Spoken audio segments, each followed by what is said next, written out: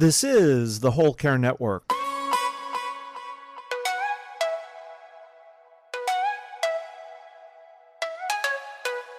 Helping you tell your story one podcast at a time. Content presented in the following podcast is for information purposes only. Views and opinions expressed in this podcast are solely those of the host and guest and may not represent the views and opinions of the Whole Care Network. Always consult with your physician for any medical advice, and always consult with your attorney for any legal advice. And thank you for listening to the Whole Care Network.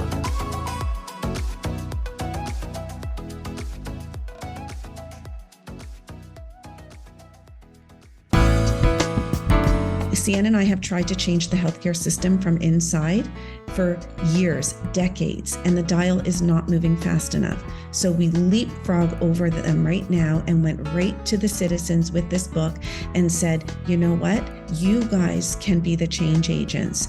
We need enough people with this information so that our revolution can be successful. And so that's what we're trying to do. We're trying to ruffle the feathers or create a tidal wave of new, empowered, respectfully assertive citizens. This is the Heart of Hospice podcast with Helen Bauer. Today's guest is the co-host of the Waiting Room Revolution podcast. I'm talking with Dr. Sammy Winemaker. Whether you're a family caregiver or an end-of-life professional, the Heart of Hospice is here to enhance your hospice experience by connecting you with information you can use about end-of-life care. Today's episode is sponsored by Odonata Care. Odonata's motto is, care is treatment. They have a mission to transform the end-of-life experience for the patient and caregivers through education and support. Odonata Care is revolutionizing the hospice experience with their booklet, The Care Plan, A Path to Comfort for the Hospice Patient, along with 50 free YouTube videos that teach the basics of bedside care. Visit thecareplan.net for more information. The sponsor for this episode of The Heart of Hospice is National HME. National HME is a direct service hospice durable medical equipment company. Using their proprietary software, Hospice Cloud Pro, providers can enter new patient information, order equipment, arrange pickups, and obtain real-time reporting, including order status and much more. National HME excels at providing service with care and empathy. To learn more, visit nationalhme.com. Now, here's today's episode. My guest today, Dr. Sammy Winemaker, I think she and I may have separated at hospice birth because we think on the same wavelength. We want the same things. We're having the same conversations. It was very much some mutual admiration and mutual thinking. So my guest today, Dr. Sammy Winemaker, is an associate clinical professor in the Department of Medicine in the Division of Palliative Care at McMaster University. She teaches palliative care to health professionals. She, along with Dr. Hsien Seow, is the co-host of the Waiting Room Revolution podcast. She's down to earth. She's with you. She's with her patients. She's empowering people who are receiving health care. And you're going to hear her why and the work that she's doing and her book that she's got coming out in September, Hope for the Best, Plan for the Rest, 7 Keys for Navigating a Life-Changing Diagnosis. You're really going to love this conversation. I know I did. So here's my discussion with Dr. Sammy Winemaker.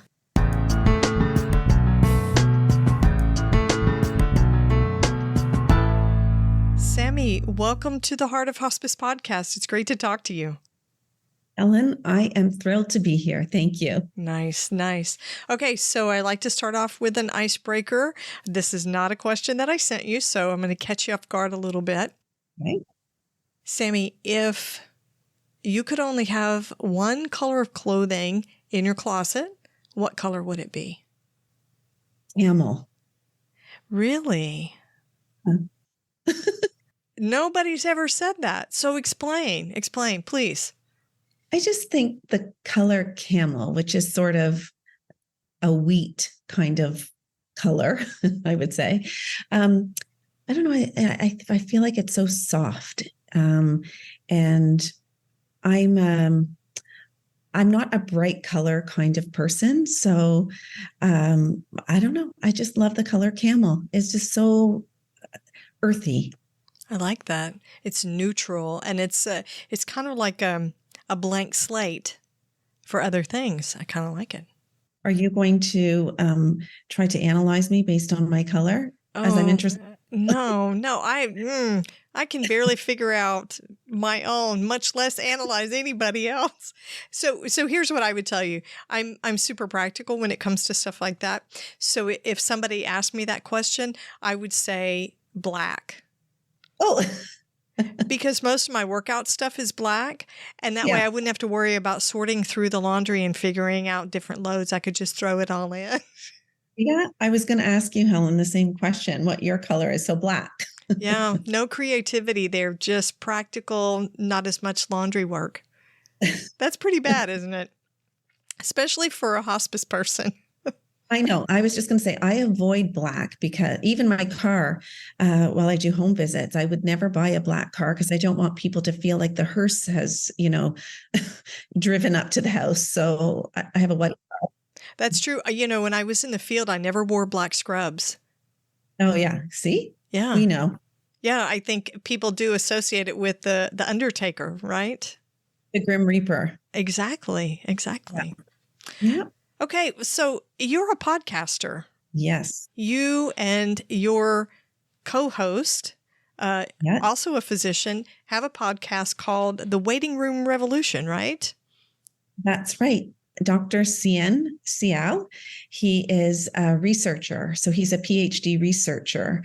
And we started a podcast against all odds.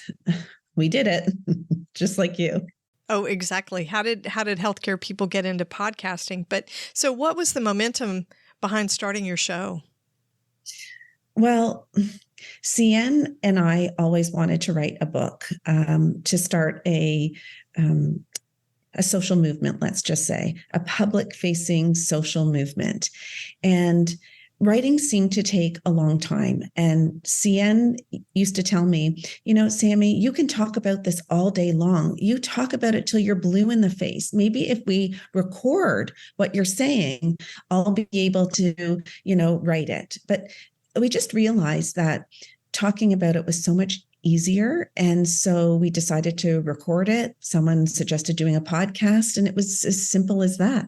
And we just, we used the recording of the podcast to almost mature our thoughts and to talk it out and talk to so many people that it actually became amazing intel for the book that we eventually wrote. But yeah, we started with a podcast. So did you have a background in public speaking, or did Hsien have that so that you guys knew what you were doing when you got started? Neither of us had ever listened to a podcast. Okay. So you had never even listened to a podcast before you had your own. Wow. Yeah. So we never had listened to one. Both of us, as working in healthcare, do a lot of teaching. So whether that's teaching to other healthcare providers or students, we have been in front of audiences before, but neither of us have had communication training at all. So it was intimidating. Yeah, I had the same feeling when I got started. And what I realized was, if you view it as education, as nurses, we do that all the time. Physicians do that all the time. We're always teaching patients and other providers and new people that are coming along. So that part of it, I think, is very natural for someone in healthcare when it comes to podcasting. So what are you talking about? The Waiting Room Revolution. What does that name mean? And what are you guys talking about on your show? Yeah. So the essence of it, the core of it is season 1. And in season 1, we basically share with the public that, if there isn't a certain mindset that you have or certain skills that you know about when you become a patient or a caregiver of a patient with a life-limiting illness or a serious illness, you start your journey behind the 8 ball. And what do I mean by that? It's almost like you have blinders on. You don't know what you don't know. We don't train to be a patient, and we don't train to be a caregiver. And you just end up in those positions, and the healthcare system will just blow you around, and almost like a boat without an anchor. And over an illness journey, people will end up at the end meeting someone like me, a palliative care physician, and feel like they've lost hope, that they're terrified, that they're anxious, they're worried, they're fearful, they're shocked, they don't recognize themselves, they don't know what to expect, and many of them don't even know they're dying. And so we wanted to collect all the information from the thousands and thousands of stories that we had heard over and over again from patients and from research, and deconstruct it and then reassemble it and offer some kind of product that could be introduced at the beginning of an illness that would fundamentally change the illness journey. That this would not be about end of life. It would not be about hospice. It would not be about palliative care. It wouldn't be about death and dying. It would be about helping people to have the best illness experience possible, given the fact that we cannot change the disease.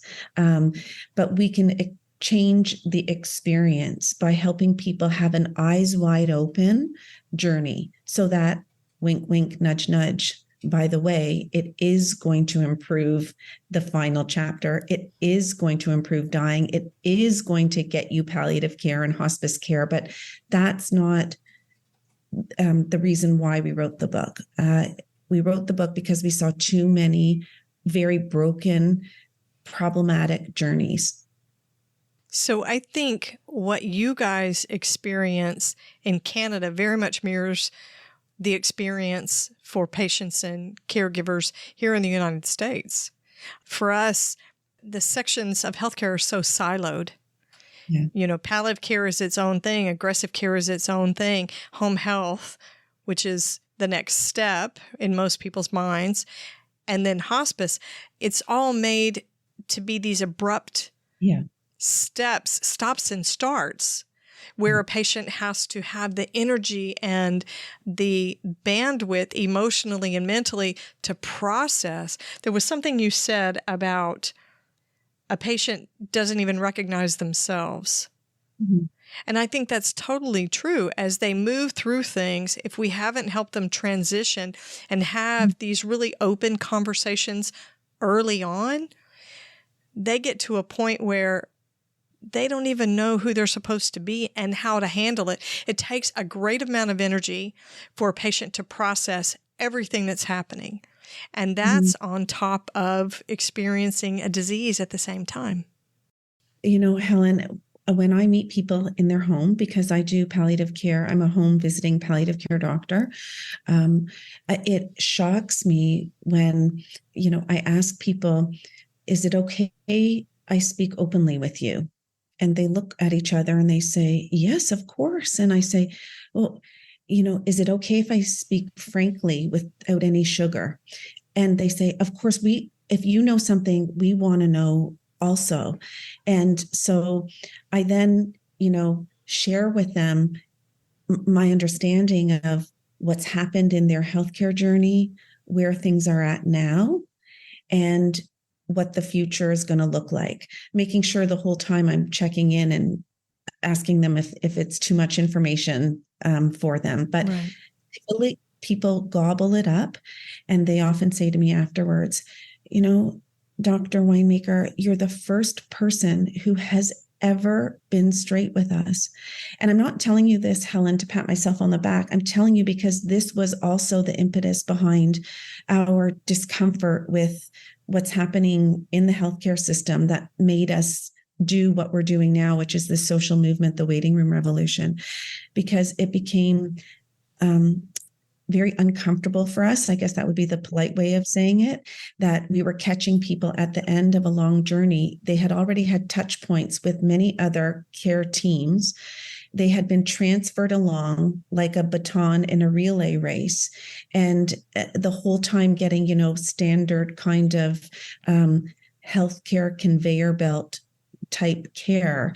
And people feel that they're deconstructed into an illness or an organ or, a number, and they no longer recognize themselves. So again, I felt like as a palliative care doctor, I was catching people at the end of a stream, but I was in like the cesspool at the end, plucking people out of, a murky water. And yeah, so the waiting room revolution, just to go back to your last question about why we even named it that way, is because we just felt patients and families were perpetually waiting literally in waiting rooms where the power differential between sitting in those chairs and waiting for the test results, waiting for the doctor in the white coat with the stethoscope to, bring them into some cold room to give them information, feeling suspended in the mystery of what's about to happen in a waiting room. It's just so uncomfortable.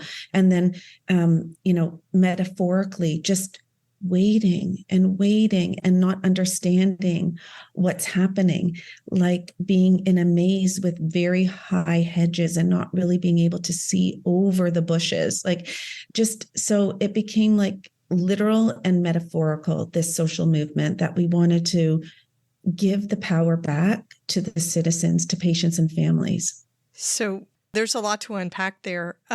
What strikes me about what you just said is that you're a home visiting palliative care physician, and you have patients and families that say, nobody's ever said that to us before. Yeah. How does a person, how do people, not just patients, right? We have to remember their humanity. How do they get through all of this life and disease treatment, and nobody's ever said directly to them, this is what is happening? I have had hospice patients that the family sat down with me and the patient, and we were talking about signing papers, and they say, we don't really know why you're here. Right. Our doctor just said he was going to refer us, but he didn't say why. And so as a hospice nurse, just meeting these folks, it's up to me to say, you have a terminal disease with a limited life expectancy. What I leave unsaid is your physician, your nurse practitioner, your healthcare providers should have had this conversation with you long ago. Exactly. I feel the exact same way as you, Helen. And the worst part about it is that once you explain to people, they don't just say, oh, you're the first person, but they then sometimes say, had I known, I would have made different decisions. Right. I would have spent my time differently. Are you kidding me that other teams knew that this was going to happen? And so you feel like you're part of a cleanup job. In comes the hospice nurse or palliative care team to, clean up the mess in aisle 4, and like a customer service department, make the customer feel like they got what they needed before, off they go. And so I felt like I was like almost contributing to a broken system by just cleaning up one patient and family at a time, stitching them back together, making them feel human and whole again at the 11th hour. And it just was not enough. It was not enough. Yeah, I totally agree. Totally agree. And I've had some of the same emotions and feelings too. So we're talking basically about advanced care plan conversations is what it comes down to. Not just full disclosure of what their medical and health status is, but how to have those advanced care plan conversations, which it's the elephant in the room that nobody really wants to talk about because it's so difficult. So let's look at it from both the, I don't want to say consumer, but the patient, the client side of things, and the professional provider side of things. What do you think individuals who are seriously ill struggle with most when it comes to having those advanced care plan conversations? What do you think is the big thing that they really wrestle with? Well, I think as a society, if we don't start acknowledging that advanced care planning conversations should happen when we're well, then they become much scarier when we actually have an illness. So in Canada, where I practice, we have many campaigns, some more successful than others, about having these normal discussions as you go through your life, sharing with the important people around you who may end up having to make decisions for you about the things that are most important to you, what you value, and what you are willing to trade off. And so it should all begin to happen very naturally in over a lifetime, so that at some point when you do get an illness, it becomes a revisiting of those conversations instead of the first time you're having the conversation. When someone's already ill, the things that are on their mind are, am I going to die? Am I going to be cured? Am I going to kick this or not? And they're scared. And so operating from, that point is a whole lot more fearful than before you have an illness. So I think that that's one reason, is because we just don't do a good enough job before a person gets an illness, normalizing advanced care planning discussions. And the other thing is we are a death denying, illness denying society, and we, push off those kinds of discussions because they're uncomfortable, and people are hesitant to get into what they think are going to be uncomfortable discussions. So I think we just avoid the whole topic altogether. I think patients, by the time they have an illness, have other priorities, and they're making big decisions about treatments. And I think they don't have the calm time to really think about what's important to them. Just that they're more focused on getting through the illness and getting through the treatment and the next test. I think they live in a day-to-day world. Once they have an illness, they're living in the weeds or the rabbit holes of the illness experience. And to have an advanced care planning discussion requires you to pull yourself out of those holes and to have like a big picture discussion from 10,000 feet up about broad things, long-lasting values. And when you're sick, I think somehow you end up just seeing the trees instead of the forest of what's going on. So I think those are some of the reasons. I think it takes so much emotional and mental energy. Yeah, that too. We ask a lot of our patients and our families, okay, so you've been told now that your cancer's advanced to a stage 4. So now we want to talk about advanced care planning, but you're already sick. Your finances are stressed. Your relationship with your primary caregiver, your partner or spouse, is strained because of what's happening. You're physically, emotionally exhausted. And the anticipatory grief, loss of identity, I think there's just so much. And then to say, okay, now we want to talk about what you want when you die and what your lifelong values are. That view from 10,000 feet when they're embedded in just that day-to-day, like you're talking about, that's exhausting and near impossible, I would think, for a lot of people to do. And gets blurred. Yeah. There's too much noise with all the things you mentioned that it's hard to clear the fog and really think about what you value. Absolutely. I think also people reduce advanced care planning to interventions, like, do I want this intervention or that intervention or not, instead of thinking of advanced care planning as what are the important values that I hold true to myself, that in the event that a decision needs to be made, I need to remind myself of those values so that they can influence what I want to do in that particular decision point. Yeah, I think that's so true. I think healthcare professionals sort of aid and abet that. Yeah. Because what, in my experience, I have found is that we get the advanced care planning documentation done that serves us best. Mm-hmm. If we have a DNR, then we don't have to figure out whether to tell you to call 911, or if we have one of our staff members, team members in the house, when a patient stops breathing, are we CPR certified? We don't have to figure all that out. All we have to do is let that patient just go. They're dying on their own, and there's a DNR. Sometimes I think we push that because it's for our convenience and our clarity, whether or not it's the most appropriate thing for the patient. Physically and medically, it might be the best thing for the patient, but for them emotionally and as far as their right to choose the path, is it the right thing? But I think we do get caught up. I call them the big basics, where a patient has a DNR and they have a medical power of attorney that clarifies things for the healthcare staff. Again, that's not patient-centered. That's all about us. So I think that trips us up sometimes. So that segues really well into what I want to talk about next.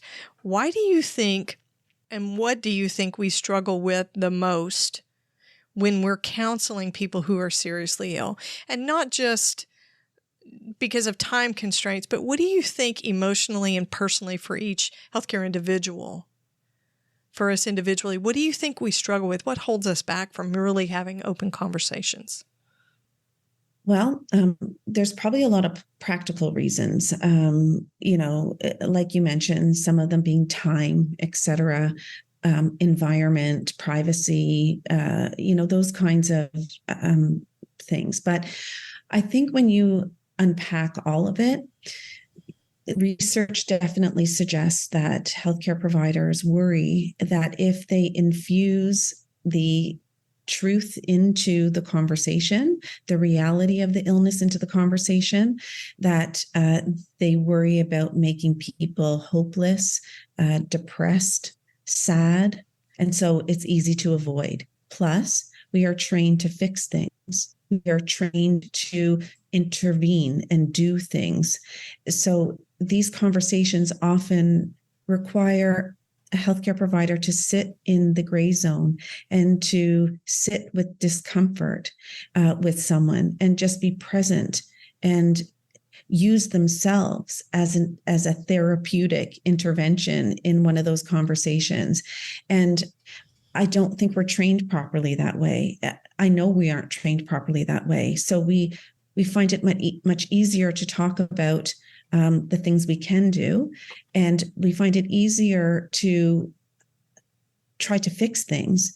And so we offer more tests and we offer more treatments. And instead of sitting someone down and offering to tell them or to invite them into a conversation about what's exactly going on and truly helping them make a decision that's best for them. So I think we're just really uncomfortable. Plus the fact that, I don't know about in the US, but in Canada, the curriculum for healthcare providers regarding palliative care and hospice care is not mandatory across the board. So people tend to just come across it if they've chosen to do an elective or to have an experience in that area. So we graduate tons of healthcare providers every year who haven't had the training. And so they feel uncomfortable that they don't do it. It's only a hospice nurse that has those conversations, or a palliative care nurse or doctor, that they don't have to do it because they didn't train to be in that specialty. But of course, here we say it's everyone's business. Every healthcare provider is in the business of truth telling. And so we need to help people understand you can have open, honest discussions with patients and families. And you can both instill hope and reality at the same time. That if we take on a cheerleading role and just, hide behind toxic positivity all the time. Oh, you look good today, Harvey. Oh, don't you look great? You're out of the ICU. Oh my goodness, that must have been horrible. You're looking so much better today. But Harvey and his wife know that he is not the same as when he went into the ICU. He's much more tired. He's needing help with bathing. He's not getting more energy. His appetite is waning. It's not helpful for the healthcare provider to say, oh, you're looking great today. You keep it up. You got to keep up this fight. And if a patient and family dare ask for the truth, like, can you help me understand what the future is going to hold? It's not helpful for healthcare providers to say things like, well, we don't have a crystal ball, or, oh, come on, now, let's think positively. Don't think like that. There'll always be something we can do. So I agree with you, Helen, we're in cahoots with this whole thing. As healthcare providers, we're missing the mark. We're backing off when we should be leaning in to these difficult discussions. In my experience, I think what patients and families can imagine is way worse than the reality that we could give them. An informed reality is way better than an out-of-control imagination. Yeah. I firmly believe that. I think people actually have more comfort with the truth-telling. I think they have a better quality of life if they can sit with the truth-telling. I think healthcare professionals struggle with those conversations because for a lot of families, it opens up a whole can of worms. Mm-hmm. You have to look at their culture. You have to look at their faith. You have to look at their communication dynamic, their relationship dynamic. And when you start stirring the water, the mud and the muck, whatever is going to rise, and then we have to deal with it. And it's the same in the U.S. We are not trained for these things. I had no end-of-life training. I never saw a patient die until I'd been a nurse for about a year and a half or two. Yeah. And that was in a controlled setting in the hospital. Yes. So we do people a disservice. These things take a lot of time when the baton has been passed over and over and over again. And then someone needs 60 to 90 minutes to go over all this stuff. Again, almost too late. So we're filling in the gaps at the end of life that should have started much earlier on in the illness journey when things were less scary, that every single healthcare provider had a small responsibility to do part of this work. And so we're really trying hard here in Canada to talk about a palliative approach is a philosophy of care. It's not a diagnosis, labeling someone palliative. It's not a point in time in the illness. It's not a setting. It is a philosophy, and we need to teach it to all healthcare providers so that they can naturally integrate it into their natural skill set without ever having to label it, and that they know how to dance across these different approaches at different times through the illness, where there's, disease management and disease stabilization, but you can also infuse a palliative approach in a seamless way so that a person never feels like there's this weird point in time where they're slapped with the label palliative, the rug is pulled from beneath them, and they are transferred to some Grim Reaper program. That contributes to the suffering our patients and families feel. It amplifies their symptoms. And now with medical assistance in dying legalized in Canada, there are a lot of people who are requesting medical assistance in dying simply because they're catastrophizing what the future is going to look like because no one has offered them the truth about what normal dying looks like. And so it's very scary here. Not that I am giving any opinion about medical assistance in dying, but what I am saying is that if someone's going to make a decision about that, it is life and death, and the person deserves the right to have informed consent, which means that the alternative to assisted dying has been described, which is normal dying. And so if we as healthcare providers are uncomfortable talking about normal progression of illness, normal dying, normal everything, then how do we think we're in a position to talk about medical assistance in dying?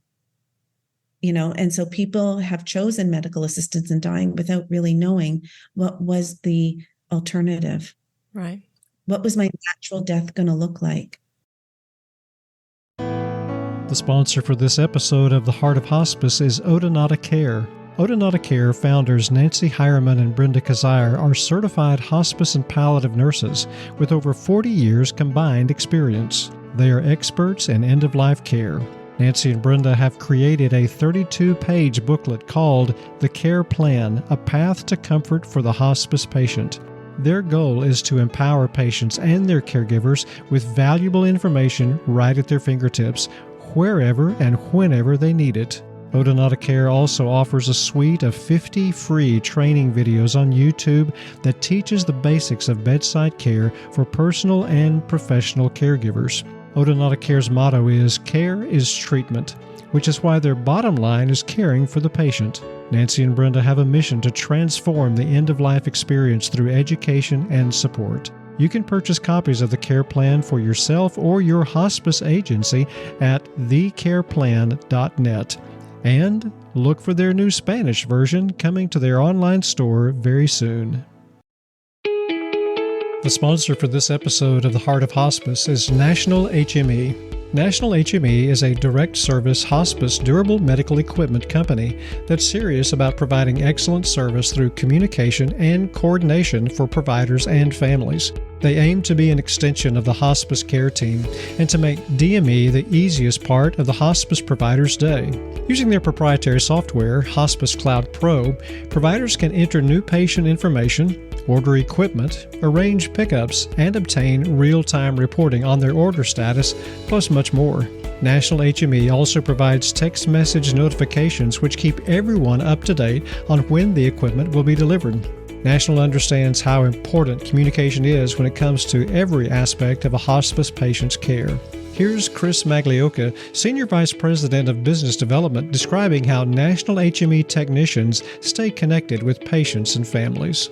The family will know through text messaging when the technician's on their way. They'll actually know the technician's name. So, we get the order, our call center calls that patient's family and lets them know, we received the order from the hospice, we'll be out there this afternoon. The technician will contact you with an ETA, and then again, they're going to get that next phone call plus a text message from the technician introducing themselves, letting them know who they are, and then with their ETA.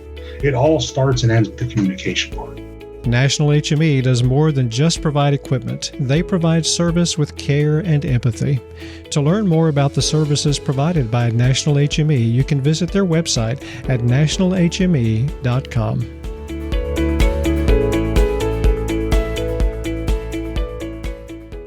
Now, back to today's episode. So you have a book coming out. Hope for the best, plan for the rest, 7 keys for navigating a life-changing diagnosis. Tell me about the book. Yeah, so the book is, let's just say at first we were going to do what to expect when you're dying, what to expect when exiting, the what to expect when you're expecting book Right. that many pregnant women got. But of course, my sister said, who would ever pick up a book like that? But anyway, and so this book is, it's a hopeful book. It's a positive book. Even the cover has a flock of beautiful colored birds on it. We're hoping going to be the guidebook that people feel they must have or must give to someone who have had a serious diagnosis or caregiving for someone. It is the roadmap to being a patient or a care provider that's going to give you all the information that's behind the scenes that you don't even know to ask for, so that you can navigate an illness experience and come out the other side, whatever that is, feeling like you still recognize yourself, that you've made the decisions that represent and reflect who you are, that you hopefully have no regrets, that you've used your time wisely, and we're giving people the power back in the healthcare equation. And I think that's one of the biggest things, is that we're encouraging a new type of patient, a new type of caregiver, so that they come to the healthcare system in billions, and they force the healthcare system to have to change. That they should never, ever come across, I'm sorry, we don't have a crystal ball again. So Hsien and I have tried to change the healthcare system from inside for years, decades, and the dial is not moving fast enough. So we leapfrog over them right now and went right to the citizens with this book and said, you know what? You guys can be the change agents. We need enough people with this information so that our revolution can be successful. And so that's what we're trying to do. We're trying to ruffle the feathers or create a tidal wave of new, empowered, respectfully assertive citizens. I love that concept of allowing a patient, a person with a life-changing illness, to come out on the other side with their identity intact. Yes. When what we know about illness is that their identity is peeled away a piece at a time. You lose capacity for different tasks and roles, and these things change. You can't manage your own bill paying. You can't manage your own personal care. Your identity changes quite a bit just from what the disease takes. But I think that the healthcare system in both our countries actually changed the identities of our patients and their caregivers as well. We disempower them. We disempower them a lot of times by withholding full information, by not providing information with compassion or providing it timely. So what a fantastic tool to set in front of people. And a life-changing diagnosis, what would you consider a life-changing diagnosis? Well, I mean, my patient population, which is people with progressive life-limiting illnesses, I try to tell people a chronic illness is something that you might have forever, like psoriasis, but it's not necessarily going to be progressive or life-limiting. But there's a whole host of progressive life-limiting illnesses. So here's a trigger warning. I'm going to name some of them, if that's okay. Sure. Because sometimes people don't realize that they may have one of them. So, I mean, we can start with dementia is a progressive and life-limiting illness. Parkinson's, ALS, some forms of MS, multisystem atrophy, supranuclear palsy. We can talk about many types of stage 4 advanced cancers. There's variability within some of these illnesses. We can talk about people with advancing heart failure, COPD, interstitial lung disease, cirrhosis of the liver, chronic kidney disease. I mean, I could go on and on and on. Many of these people think that they're chronic illnesses, one that they're going to have, but they're going to be able to, that the horizon's going to stay the same. But it's not fair, because each of these illnesses has a beginning, a middle, an advanced, and a terminal stage. And a patient has the right to know that, because it's their life, it's their illness.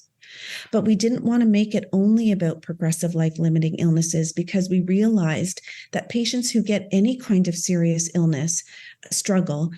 So you might have a serious illness like lupus or depression, or there's so many other serious illnesses where you become a patient and it is a foreign label for most people, and you probably have a caregiver, and that's a foreign thing too. So it really became less about people with progressive life-limiting illnesses and more about a book for any patient and any caregiver. So it just kept getting bigger and bigger and bigger for us. And we just realized that there's nothing out there for patients and families to help navigate. And this is not about the Canadian system. It's not about the American system. It's literally about being a patient or caregiver. So if you think about it, isn't almost every diagnosis life-changing in one way or another? Yeah, really, when you think about it. Yeah. Diabetes. Diabetes, yeah. It's life-changing. That's right. And if diabetes ends up in end organ damage, it can be a progressive life-limiting illness indirectly. Yeah. So, again, it fundamentally goes back to the chasm between patients and families and healthcare providers is so huge. The power differential is so massive that we have silenced patients and families. And that's just simply not fair. Yeah, I agree. So can we get a little bit personal, Dr. Sammy? Yes. So let's talk about advanced care planning. Okay. I'm going to ask you outright, and I will share my story as well. You can ask me the same questions. Have you done your own advanced care plan? Okay. So in Canada, where I live as a citizen, we do not have something called a written advanced care plan that you have to have. We talk about advanced care planning as a discussion that happens over a lifetime and is revisited about your values and what's important to you, and that you share that information with the person in your life who is going to end up being your substitute decision maker if you lose your capacity to make your own healthcare decisions. That person might be your power of attorney for personal care. So the terms are different here, but it's basically knowing yourself well enough, knowing what's important to you, so that in the future, when you're in a situation where you have to make a decision for yourself, or someone else needs to step in and make a decision for you, that they use these conversations that they've had with you and the knowledge of you to make a decision that you would have wanted for yourself and not for them. And it has to be contextualized at the time. So for example, if my lawyer said to me once, okay, can you tell me, do you want a feeding tube? Do you want to be resuscitated? Do you want this? Do you want that? Like a checklist. And my husband smiled because he knew it was going to be complicated. I said to the lawyer, well, my answer to all of those is it depends. Right. Could you really expect me to make those decisions right now while I'm well, when those might be important things that I get? Maybe I'm in a car accident and for some reason they expect me to live. And so they need me to have, a feeding tube. Well, I don't want to say I don't want a feeding tube now when it needs to be contextualized. It's more important that my husband, who is going to have to make decisions for me, knows what I value, like being able to communicate, being able to be home, being able to be around my family, being able to have independence, and to be able to take care of myself physically. So if I'm in that car accident, he's going to be able to make a decision, whatever the doctors ask him, based on what he knows is most important to me. So if he knows from the doctors I'm not going to come through with the ability to be home, to have some independence, and to be in control of my situation, then my husband will say no to these things. So so to answer your question, I have had those conversations with my husband. I've had those conversations with my daughters. I have those conversations all the time because of the work that I do. So I come home and I say, wow, I've had a situation, if I was ever in that situation, this is really the kind of thing I would want for myself. So I have no doubt that if my family needed to make a decision for me, they know these things are not, this is a normal everyday conversation for us. I'm in really good hands here. So is it all written down somewhere? No, we don't need to do that in Canada. What we need to do in Canada is know who our substitute decision maker is, mm-hmm. or healthcare proxy is. And we need to assign someone in that role. It's a little more complicated than that, but that needs to be done. But we don't have to have a document that has written in it and has been notarized or done with a lawyer that says we want X, Y, and Z and we don't want X, Y, and Z. So it's a little bit different here. Does that make sense? It does. Sometimes I think we focus a little too much on having the documents, but not having the discussions, because the documents can't possibly predict every scenario. Like you're saying, you have to put it in a contextual consideration first. So here's a little funny story about my advanced care planning. I remember telling my husband several years ago that I wanted to be an organ donor. I was probably renewing my driver's license. And here in the States, we have that designation put on our driver's license. So if you're ever in an accident, that part of your identification is there. And I told him, I said, I would want to be an organ donor. And he thought about it for a while. And he said, do they pay you for that? Like if I donated your kidneys for you, would they pay me for that? And I said, you know what? You can't donate them while I'm still using them. I didn't get a good feel for what he was going for at that point. And I'm like, you know what? Never mind. I said, I didn't say anything. That's so funny because when I teach about advanced care planning and goals of care discussions and treatment decisions, I often say that, and I'm just joking, but I say, we have something called the hierarchy of substitute decision makers here. So if something happened to me, we have a natural list of people that the healthcare system would go to if I haven't assigned someone. Mm-hmm. So if it goes to my husband first, I always tell people he would pull the plug if I just fell asleep.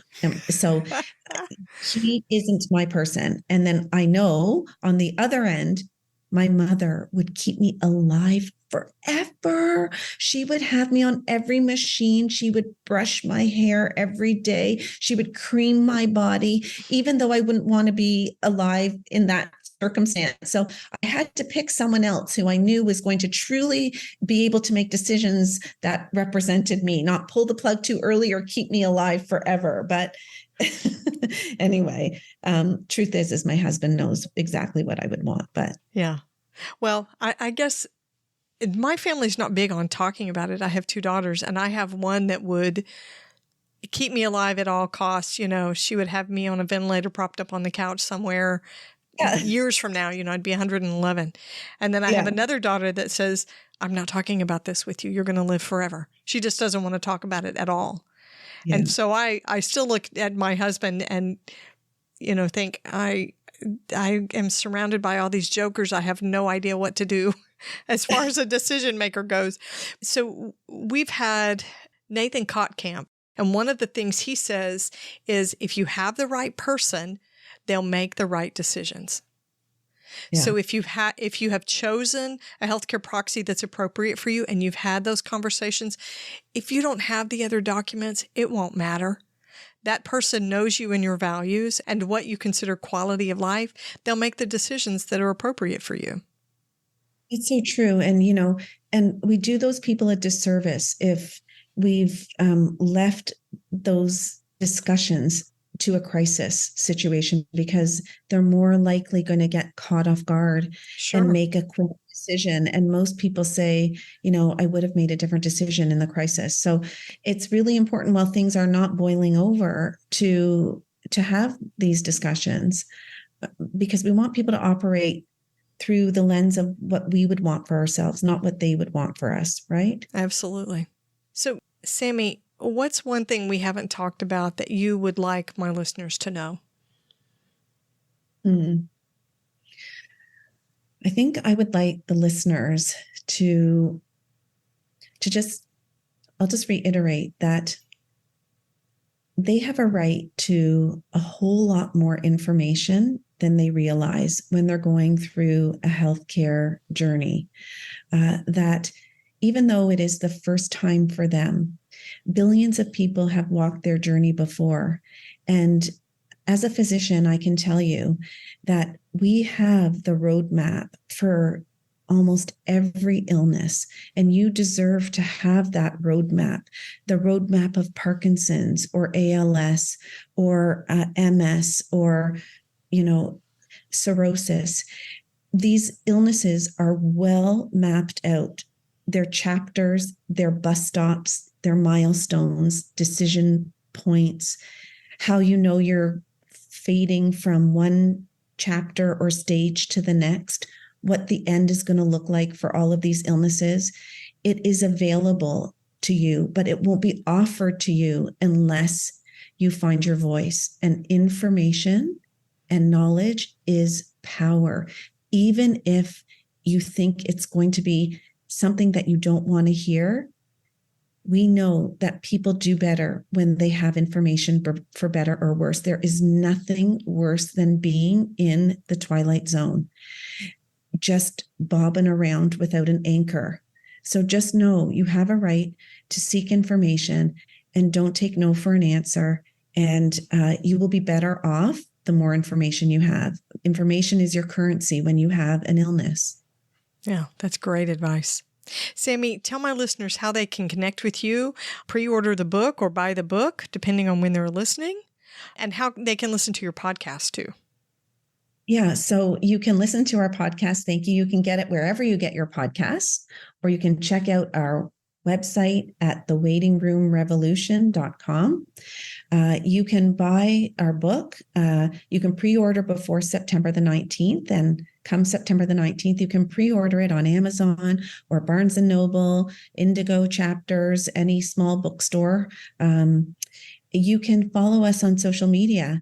I'd love you to join my Instagram at sammy.winemaker, or you can laugh at my ridiculously boring TikTok videos. My TikTok is dr.sammywinemaker, or Twitter at Sammy Winemaker. Any of those, we'd be happy to hear from people, would love to hear feedback, want to hear your thoughts about this episode, and connect with us, because we need a revolution. Absolutely. Thank you so much for being with me, Sammy. Conversation is fantastic. We'll have to have you back to have some more discussion, but thank you so much. Yeah, Helen, thank you so much. Thank you for this opportunity and the incredible work that you're doing as well. Thanks.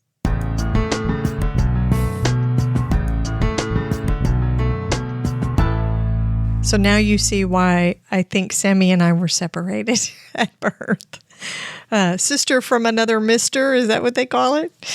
So they're doing some great things. She and her co-host, Dr. Hsien Seow, some awesome stuff. Their podcast came as a result of being tired of hearing people say, nobody told us this. Why didn't anybody tell us this? It was the same impetus that I had for starting the Heart of Hospice podcast. I got tired of hearing people say, I wish we had known about this sooner. I wish we had known we could do this. So their podcast has helped them to create their book. It was easier for them to discuss all of this and record it, and then the book grew organically from that. The book isn't about end of life. It's not about hospice. It's not about death and dying. It's about changing the experience of a life-changing illness and how to improve the final journey. The way she talks about it is it's being able to come out of the individual trees and be able to look from that 10,000-foot view to see the forest, to see where the path is going. So the Waiting Room Revolution podcast was designed to create a social movement. That's what Sammy calls it. And it's to help people understand their journey better, their end-of-life journey. She feels like coming in as a palliative care physician, that a lot of times she's cleaning up the mess that occurs when people are referred to palliative care at a hospice, because along the trajectory, along this continuum of the healthcare system, they haven't been told about the diagnosis. People haven't been open, or if they've been open, they haven't been fully disclosing. Sammy also believes that healthcare professionals are afraid of giving honest, clear information to people because they fear the patient and the family will lose hope. We hear that a lot. We feel like one of the things we're called to do, even hospice people do this as part of documentation, embodying hope. That's in our electronic recording systems sometimes. As an intervention, did we embody hope? We get uncomfortable sharing difficult news with people. I get that. I think that's reasonable, right? Nobody wants to be the one to tell you that something terrible is happening to you. It may be happening slowly, but this life-altering, life-changing, monumental, intense event is coming straight at you. Nobody wants to hear that. Sammy believes that we need to lean in instead of leaning away. That's a thing about leaning away from dying. Good luck with that. Good luck with that. Nobody's managed to lean away enough that they got away from it completely. So if you have to go through it anyway, why not lean in? Do it with grace and fullness and no regrets. No regrets. So that's what their book is filled with, Hope and Truth. It's a book to help citizens be change agents for the healthcare system by empowering them with information so that they take over with control their own healthcare experience. And she discussed the difference between life-changing and a chronic illness, but most people aren't given that information. They don't know the difference. So you're going to want to find her book. You can pre-order it before September 19th, but it will be available for purchase on September 19th as well. You can find it on Amazon, Barnes & Noble, and the smaller booksellers as well. And you can go to their website, which is waitingroomrevolution.com, to connect with Sammy and with Hsien and check out the work that they're doing, read their blogs, and connect with her on their social media as well. She's got a great Instagram account. It's funny.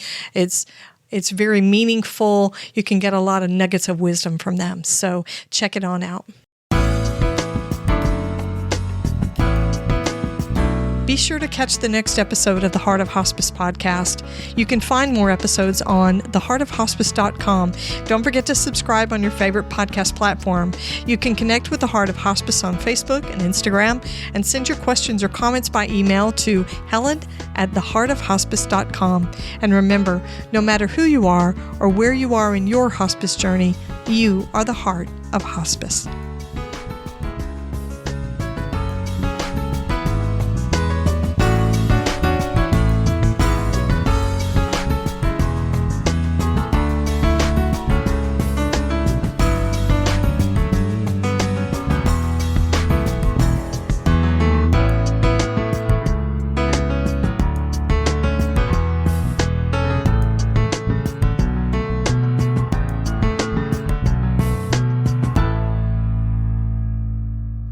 This is the Whole Care Network.